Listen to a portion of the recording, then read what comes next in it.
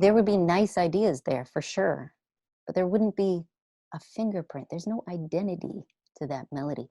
So you can imagine how hard it would be then to write a great chorus to come after that, because there's nothing for that verse melody that says, here's what I am. And so, here's what the chorus should be to contrast. And that big word, if you've been writing songs for any length of time, you might have heard contrast is the big idea. And commercial music just absolutely lives and breathes contrast. So this is the idea, is to settle on a motif that you like, and then use repetition of that motif. Because when you do this, then you find a section much more bite-sized. It carries a singular idea, and it makes a lot of that idea. So, and this is a neat thing too, because now you can say, I know how much repetition I want to include in my songwriting. So you can hold up this idea of a motif, or maybe two motifs, and using repetition of it, and then find the right balance for you based on what you enjoy. And now you're no longer just trying to emulate what you hear out there, but you're making an informed decision about what works for you.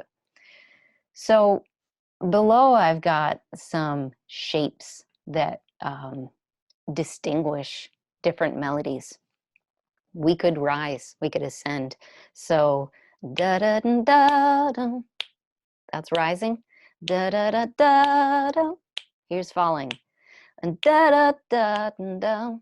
There was a little bit at the end that went up, but it's okay. We're looking for the large picture, right? Generally, it started up here and it went down. What if I do this arc? Da da da da da da. That's this shape. What if I start up here and I go down, down, down, down? That kind of did that. And again, it's like the basic shape ideas. So you could say, I'm going to try and find examples of this in popular music. And probably you would find these shapes going on. You would find other shapes like da da da da da da da, which kind of goes between two pitches in sort of a rhythmic little way. But I like to look at these tools as, let me see if I can hold up what I've written through inspiration during that inspired time and see what it did. And now I can say, oh, I know what that is. That's a static melody, like Pink, Try, da da da da da da da da da da da da da da. Just one note, it just poured into you. And it makes sense then, like, I realize that. Now my options to contrast with that shape so I can write a new section to come after it is to not do static, but do one of these other shapes and see what occurs. So again, hopefully this is an example of how you're allowing for inspiration for that time for you to dump all the ideas out. But now use your process here to understand, what did I just make? What was so great about that? And again, limiting a section to just one or maybe two motifs can be super helpful to say, look what I've made, and I know what this is. And so now I know how to make something different for the next section. I'm not sure if I should be checking these posts. I'm going to keep going because I have to navigate out of my screen in order to do that. But I'll go back at the end and certainly answer questions. Okay, so here's some more shapes of motifs that we might write. Clustered would be when the notes are really close to each other. Da da da da da da. Right? I didn't jump a lot around. Not like da da da da da. There I had a big interval. I jumped. My pitch jumped. And so that can be a defining characteristic of a motif, so that in the next section, I don't do that. I'll do something more clustered than I did before. Another way we can look at what have I done with my melody, or what can I do if I'm trying to do something different than is my typical style. Do I notice if I often sing the chord tone, or what if I start the notes after the in between? So if my chords are doing da da da da da, I'm playing an F major here, but I sang the G that's in between. So I can sing da da da da da da, or I can sing on the chord tones da da da da da da. So I'm going to get different ideas based on what note I start my melody on. Not to mention prosody. If I, yesterday, love was such an, yesterday, rather than starting on the chord tone where it's all resolved and closed, yesterday makes me think, I'm nostalgic about yesterday. Something's a little off yesterday. I'm uncertain about yesterday. And consequently, the rest of that song, Beatles song, expresses that what happened yesterday was painful. So there's a lot of meaning that goes into the notes that we sing and the shapes that we sing. In the end, they convey the body language of the lyric that we're saying. And I think that when we're in the flow, when we're really feeling inspired and man, it's working, we got a section, we're thrilled with some of those lines, or the section of the way the groove interacts with our melody and the lyrical message, we're getting prosody. And it's coming as a natural result of who we are and how we write.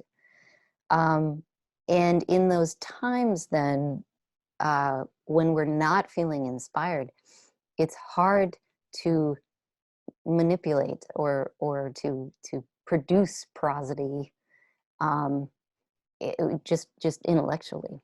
And so again, looking at these different tools, you could ask yourself, am I going to get better prosody if I start off of the chord tone?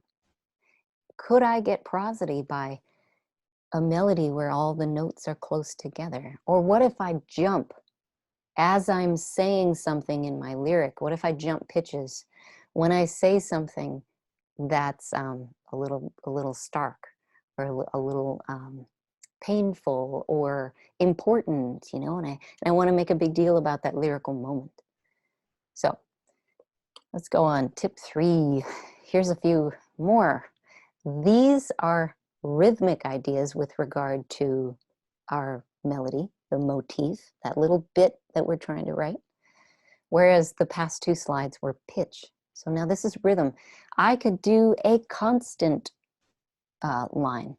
So in this chicken scratch you see here, this is how I sometimes notate when I'm too lazy to use staff paper. But it's also a great idea to just remove okay, don't worry about the pitches. The individual pitches that they are is not important. It's the shapes that I'm looking for. And so this constant, there's no rest space. This is a long phrase. It's like da da da da da da da da da. That's a long phrase. Da da da da da da da da da.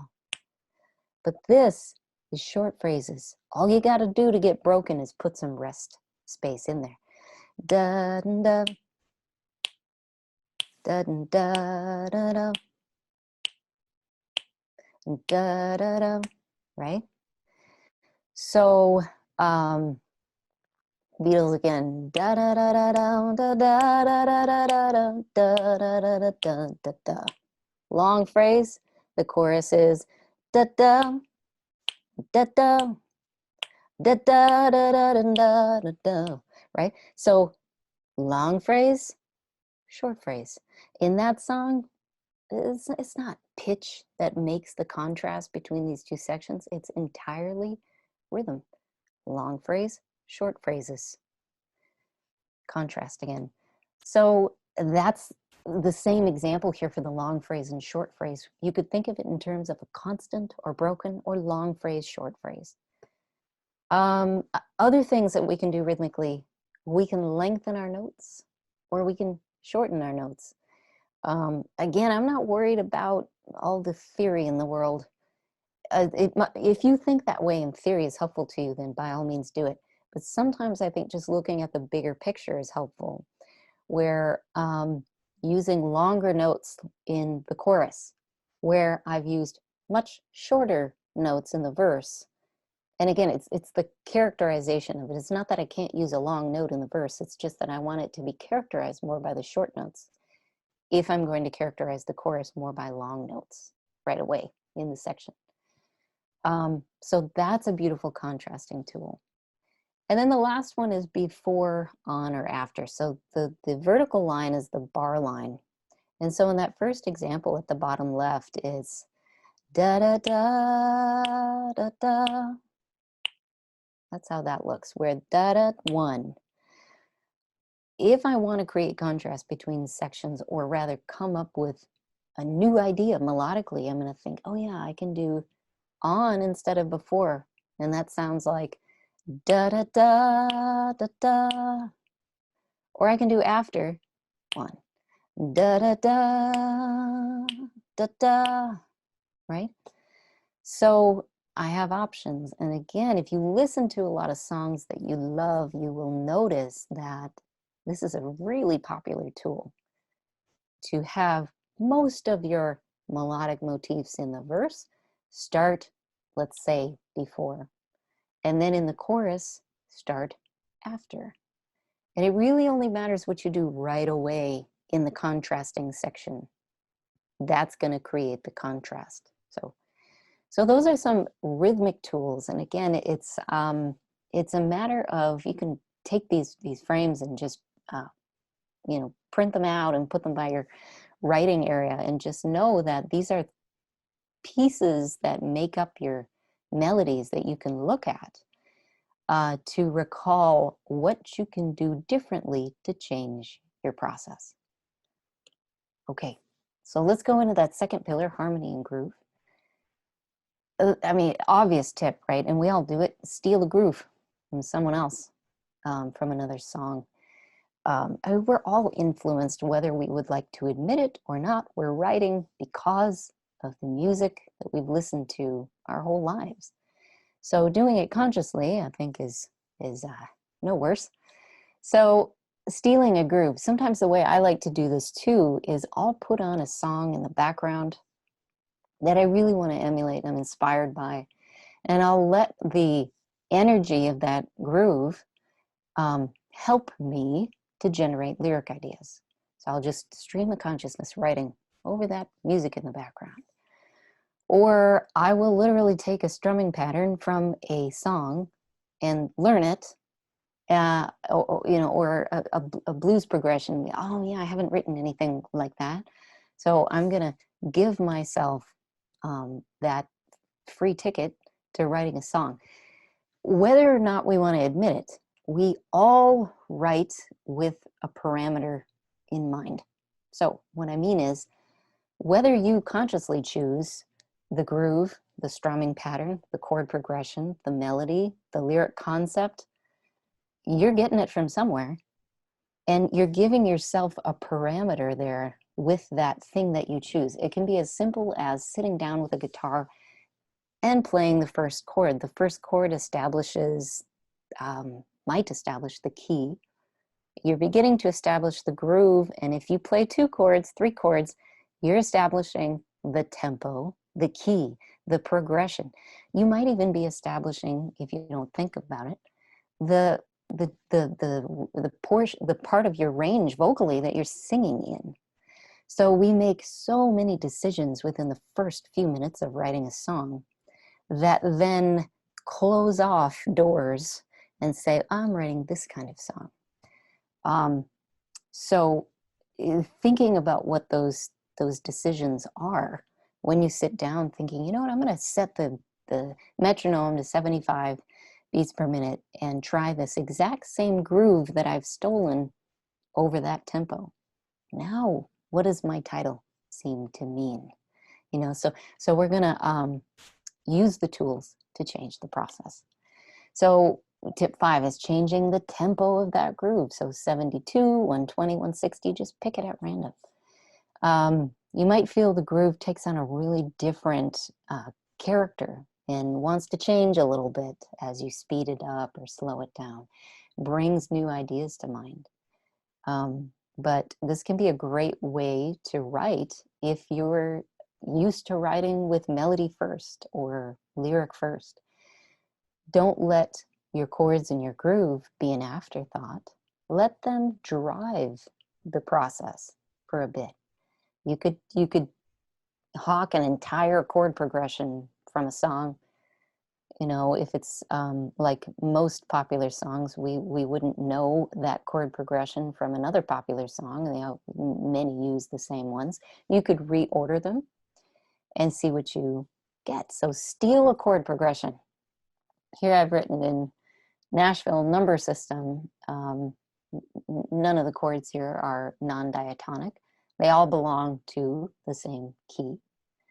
So I'm sure I wasn't thinking of a particular song in mind, but I'm absolutely certain that these chords are part of many, many songs and might even be the exact chord progression of some songs that I could drum up.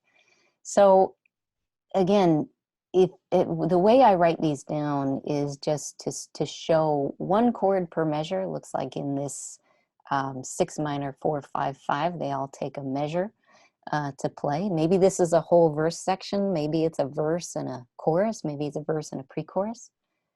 But stealing a chord progression is helpful. Sometimes when we do this, it can be a tendency to then want to sing their melody, and it's hard to divorce ourselves from what they're doing. Change the groove, change the strumming pattern, play it on piano if you heard it on guitar. Give yourself a drum track that is maybe at the same tempo, but a different feel. So another way to change the groove. Okay, so in terms of chords, I find that many of us think, oh, I just got to learn new chords. But there are so many things we can do without adding new chords to our vocabulary. So we can do one of these two things. We can stretch or shrink the chord progression. So if the original progression is 6 minor, 4 major, 5 major, 5 major. So in, let's take the guitar key. Let's see, I'm in G.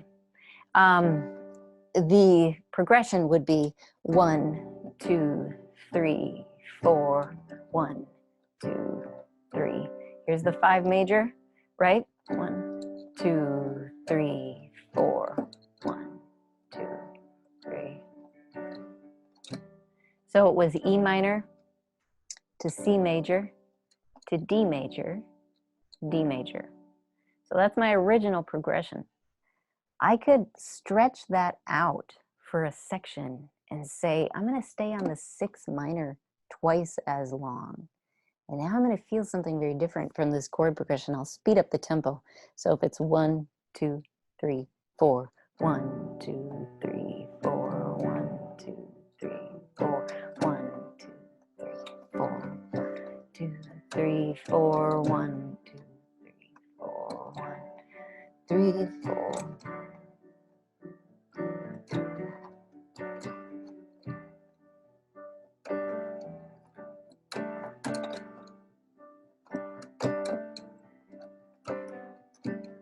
So I'm kind of just taking that as inspiration, the original.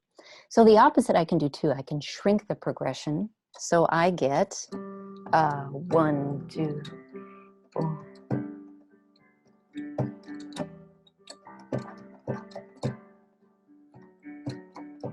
Right? So it moves along a little quicker.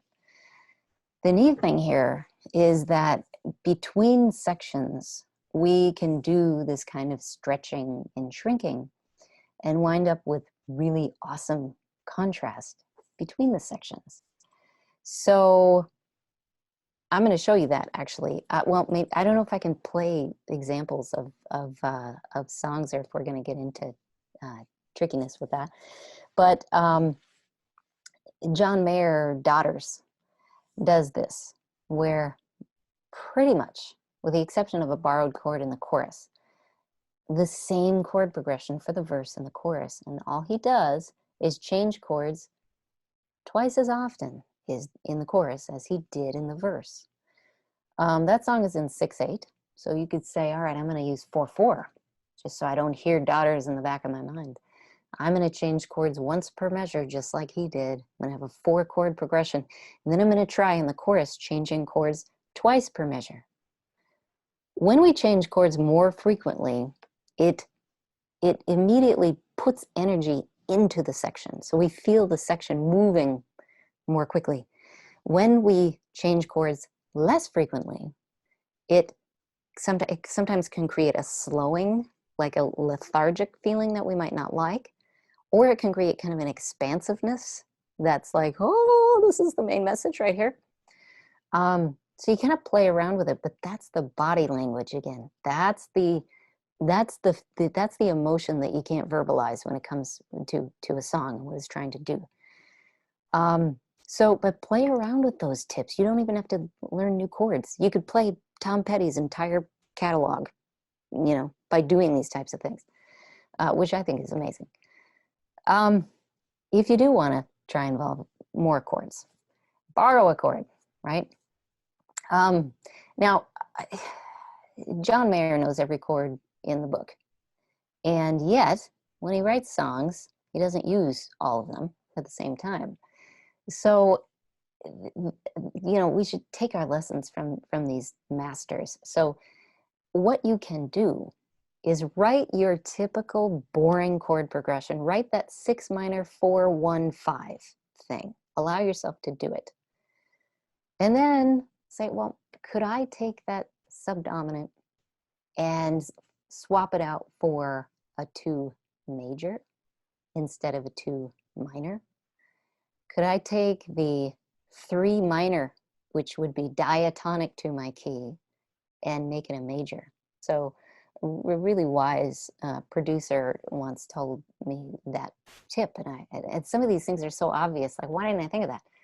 But to find a borrowed chord, take what would be a major in the key, like 4 major, and make it a minor. Flip it over to be its opposite, let's say. To find the borrowed chord in a major key, the 2 minor is diatonic to the key. It's not borrowed, it belongs there. Make it a 2 major. Suddenly it's borrowed. And so those borrowed chords are moments. They're not to be used in excess, because they draw attention to that moment in the song. So you'll find that these borrowed chords can be awesome right before a new section comes. So many times we'll hear the 2 major at the end of the pre-chorus. I can break away out of the darkness and into the sun. So it's Kelly Clarkson's Breakaway. There's that big 2 major right before we go into the chorus. But these things can really make, I feel in control of my chord progressions more when I know I am keeping my progression static. So, I'm laying a foundation with my 6 minor 4 1 5, but it's not all I've got. You don't want to lay your bag of tricks out on the table for the listener in the first 8 bars of your song. You're going to use these devices like a borrowed chord in a way that helps you to express lyrically your message. And I think that's ultimately gets back to this idea of prosody. How am I using my chords, my melodic shape, my lyric concept with intention? Yeah. Okay. So something that I don't do very often, I'm a piano player, not much of a guitar player, but it's fun to sit down with guitar sometimes and try to emulate a riff. Some songs here that start with a riff. It's a neat way to create maybe like a 1 bar or 2 bar or 1 chord or 2 chord groove where that riff is kind of like a harmonic hook, right? That's already establishing that the instrumental of your song carries some importance. It's not just the background to all of your lyrics that you're stuffing into the song. So it's a neat way to, again, change the process. Okay, now we get into that third pillar, lyrics. Oh, lyrics, such a pain. Lyrics are hard to write. And luckily, I moved to Nashville early on in right after Berkeley, and hit lyrics head on. And I think had I not done that, I would still fear them today. But, the first thing that we can do to make lyric writing easier, not such a monster in our writing life, is to free write. Get really comfortable free writing. You might know this as object writing, destination writing, if you've read my book, Popular Lyric Writing. The whole idea is just to write with your senses. So we call it sensory writing. So what this means is you might end up with a paragraph. I like to walk and dictate into my phone. When I have an idea, I'll just start to list off things that I'm seeing in my mind, images, taste, touch, sound, sight, smell, movement around that concept. So it's not rhymed. It's nothing that you pre-plan. It is something that you would say, I'm going to take 6 minutes or so, 6 minutes every morning, evening, whenever you want to do it. I do it when I feel inspired to do it. And I'm just going to write. And be prepared for weeks at a time of the writing to feel sort of similar at times. Again, that's that writer's block. I'm in this phase, I'm plateauing right here. And then one day, my ideas are going to go further, and I'm going to write about a concept I hadn't yet kind of touched on, or phrases are going to come out that are interesting to me. So definitely pick up some sensory writing. Anybody who's a creative writing major or experience with writing in general is going to know in novels, people who write fiction in particular, there's a lot of this kind of language. It's what connects us to the scene. So we're telling who, when, and where, and we're painting the scene for our listener. Tons of songs have examples of this. I pull up the collar on my favorite winter coat. This wind is blowing my mind. I see the kids in the street with not enough to eat. Who am I? Then it's just thought, feeling language. But all that beginning of Michael Jackson's Man in the Mirror is showing me. And that's where this free writing pays off. It shows rather than tells. So now I know how the singer feels. I know a lot about the singer's character, what the singer notices and cares about. So it's a beautiful way to develop our lyric writing in that manner. Okay, writing through a lens. So there were several questions about how do I sound authentic when I write? Getting back to sensory language, how do I write about love in an interesting way? Not the back when we met, kind of a thing. Or, describing the color of someone's eyes yet again. So this is a great tool for that. What it is you're going to write about a concept, write about a song idea you have. So I could write about how I just want to get away. It's all too much. I'm stressed out. I need to get away. That's the concept. And you notice there's no sensory language there. It's a big idea. It's the message. It's the concept. I just want to get away. And I'm going to choose now an object to write about getting away through. So maybe I'll use an object like, I'm just drumming this up on the fly, a Volkswagen Beetle. Okay, Volkswagen Beetles to me are kind of fun. So now that getting away, if I write about it through the lens of, oh, that muffler, that sound when the engine starts up, and you never know if it's going to keep going, but it does, and it's 40 years old, and it's rusted along the I don't know, car parts. Anyway, it's this fun little Volkswagen, and I'm bumping through through the countryside, and I'm putting distance between me and everything behind me.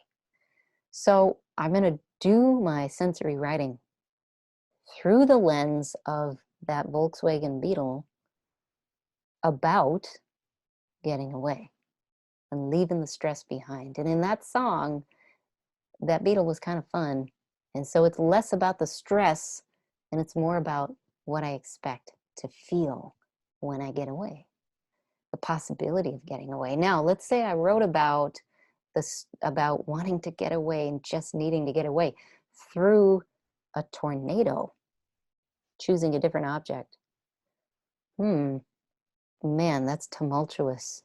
Everything in my life is being picked up and swirled around, and the rain comes in sheaths, and it's there's a sickening green sky and this mood that's over everything I do. So that tornado now is kind of focusing my lens on the challenge of getting away. That doesn't mean that at some point, maybe in the second verse, I can talk about how great it's going to feel. But I think that tornado led me to the whirling, the freight train that is my job. You know what I'm saying? So you might feel like, oh, that's like writing through a metaphor. Yeah, only you keep the metaphor the same throughout the song. Yeah, a really, really cool way to write, particularly if you want to write a happy song. For example, the song Happy for Pharrell Williams. He mentions a hot air balloon, a room without a roof. He mentions things that are high. It feels good to be happy. You feel high. But instead of him telling me how it feels, which eventually he does, because that's what a chorus does in certain areas of the verse, he shows me. And that makes the bulk of the quality of the song. And in that song, he does go back in the second verse, the verse after the first chorus is done, which is problematic for many of us writers. You can talk about the flip side. So if he's been talking about how great it feels to be high, how great it feels to, I'm a hot air balloon, I'm a room without a roof, I'm all these things. Oh, I know problems are going to come. So he flipped the idea. Instead of the first verse, whatever you talk about in the first verse, how great that is, look at the underside of the underbelly of that. Think, can I mention that? In the tornado song, first verse is all about the whirl and man, it's challenging. The second verse is all about, or maybe just starts with, someday these blue skies, man, I can almost taste them in the distance. But for now, that challenge of the tornado is just whirring through my life.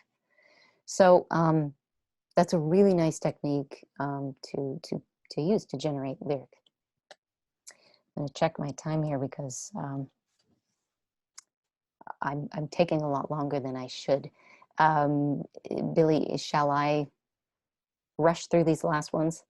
Hey, yeah, I was just about to say, actually, we have the opportunity to take a little extra time afterwards to Okay. make sure that we finish the presentation. So anybody who has to go right at the hour, just know that we will share this recording. However, we would love for you to stay and finish the presentation. And if possible, we'll try and take a few questions offline. If Andrea has additional time to answer any questions offline, we'll try and coordinate something so that people get their questions answered directly, even though we may not have time for Q&A at the end. But I would love to finish the presentation if that's okay with you, Andrea. Totally. I'm so sorry I didn't pay attention to time. I just kind of go off on my tangents here. That's okay. Everybody's rooting you on to keep going. So we're looking really good. I'll let you get back to it. Great. Tip 12, writing from a title. So this is very similar to writing through a lens, but you choose a title. Let's say my title is Sweet Thing. I'm going to make a list of everything that I relate to sweet things. So again, I might take a walk and just dictate words like objects, nouns, verbs, spun, you know, all these kinds of things that are related to Sweet Thing. And then I might outline the song. Verse 1, what it feels to be like to be with you. And I might say it's cotton candy, it's sugar, it's spinning on a carousel, it's all these things. And then the chorus is, you're my sweet thing. Verse 2, what it feels like when you're away. There's those opposites again, right? You're here in the first verse. What about when you're not? You know, because you're my sweet thing. And then the bridge, I just can't get enough of that sweet thing. Tip 13, steal a rhyme scheme. So old and boring, A-B, but new and exciting. I'm going to take my A-B, and I'm going to say, let me take that last line, and I'm going to shorten and repeat. So usually it's the last line we can mess with. This is going to change your melody, but look at your rhyme schemes and just say, what if I didn't rhyme at all? What if I rhyme my last 2 lines instead of lines 2 and 4? You know, so get creative that way.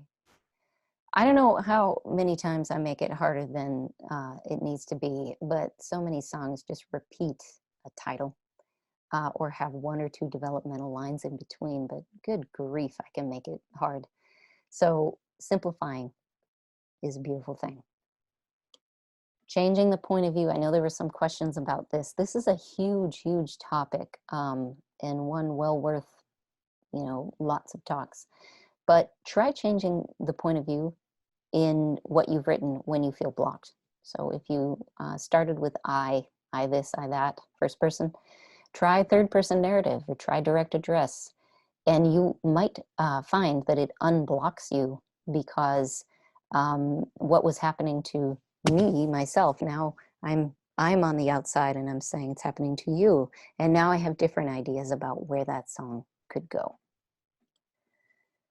Okay, so this is the laundry list of tips. I can write to a track or a drum loop, and we kind of already talked about that. I can write with or without an instrument. Even if you play, if you don't have your instrument in your hand, you're going to think differently.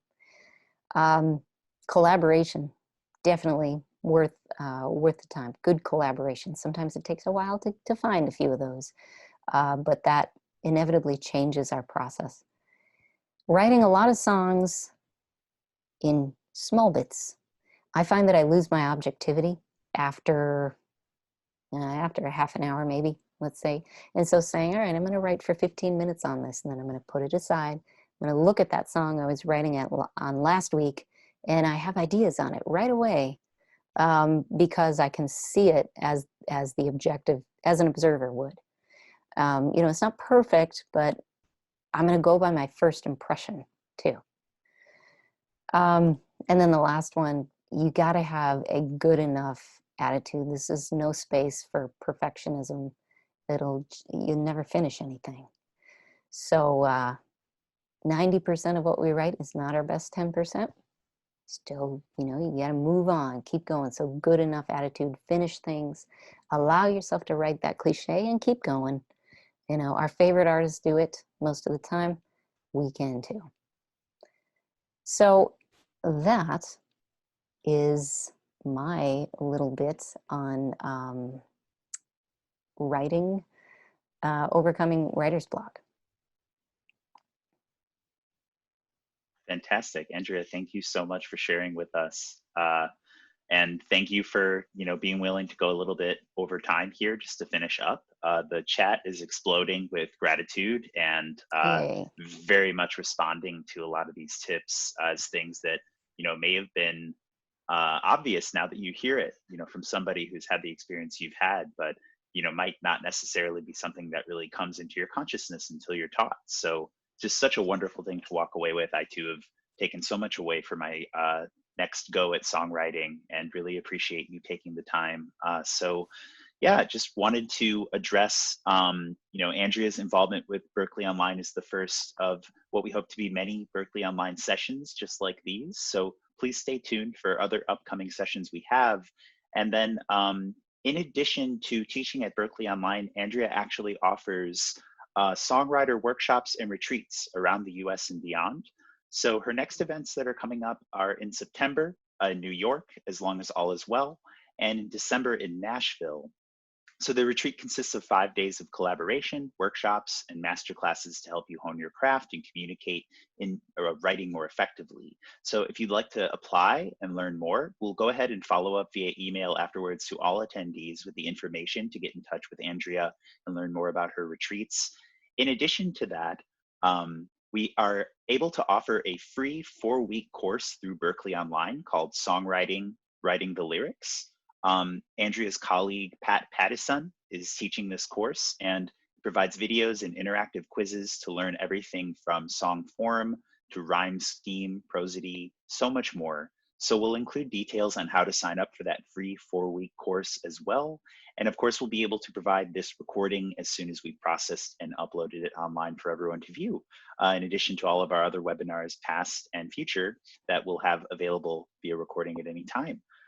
So again, thank you so much, Andrea, for joining us. We will try and find some time to connect for some of the great questions that were submitted that are still maybe on people's minds. So thank you all for submitting your questions, and I promise we'll do our best to address whatever might be lingering, but highly recommend checking out Andrea's retreats or the free 4-week course to learn a little bit more in this field and take a few more things away. I think it'll answer a lot of those questions for you participating there.